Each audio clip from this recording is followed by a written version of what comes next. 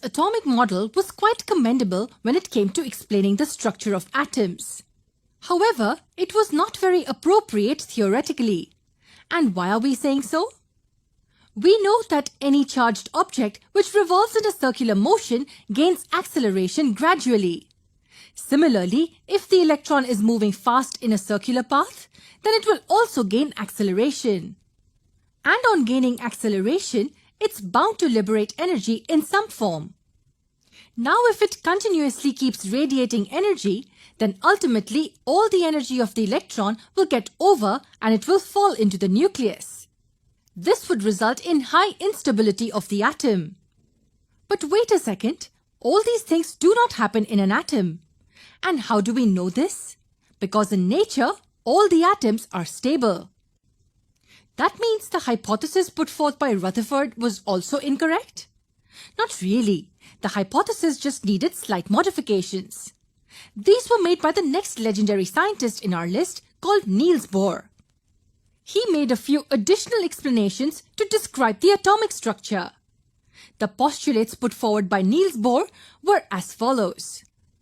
Firstly, only certain special orbits called discrete orbits of electrons are allowed inside the atom. Secondly, while revolving in these discrete orbits, the electrons do not radiate energy. Now these points definitely tell us why an atom is so stable. But what exactly are these paths or orbits in which the electrons revolve around the nucleus? Let's understand with an example. Do you know how our solar system is? Yes, it appears somewhat like this. Now here, the sun is stationary at the center while the planets revolve around it.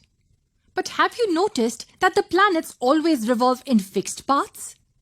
We never find any planet jumping to a different path all of a sudden, right? They always encircle the sun in defined paths. In a similar way, we have the atomic structure. The nucleus acts like the sun located at the center, and the electrons are like planets which revolve in fixed, defined orbitals. These electron orbitals are referred to as shells or energy levels. Now the name energy levels gets us to an important concept. Niels Bohr suggested that the electrons revolving in these orbitals do not radiate energy. Now this is justified when we use the term energy levels, because it indicates that each shell has got a defined energy level. That means when the electrons revolve in these shells, they do not liberate any form of energy. And how do we name these shells to indicate their position? It's simple. Beginning from the one near the nucleus, we name them as the K shell, L shell, M shell, N shell, and so on. Yes, K, L, M, N, and so on. And what if we want to number them? In that case, we use the letter N in lowercase and write them as N equals 1, N equals 2, N equals 3, and so on, beginning from the one next to the nucleus. So we can name them alphabetically, or we can even number them. With all these theories and points known, do we now know the structure of a typical atom completely? The nucleus contains positive protons and the electrons revolving around in fixed orbitals. Is that how an atom is structured? Not really. We still have one more subatomic particle left. And what and where could it be? Let's find that out. It was around the year 1932 when a famous English physicist, Sir James Chadwick, found the third subatomic particle. He found that the particle had a mass almost equivalent to that of the proton. And what about its charge?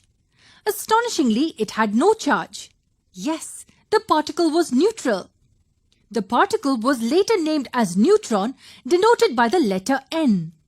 Thus, now we have the complete design of an atom. In the center lies the nucleus having positively charged protons and neutral neutrons, while the negatively charged electrons revolve in fixed orbitals around the nucleus. But how exactly are the electrons distributed in the respective orbitals? Is there a way to find out the maximum number of electrons that one orbital can contain? Or is it that the electrons are randomly scattered in the orbitals? Let's find out the answers to these questions in our upcoming video.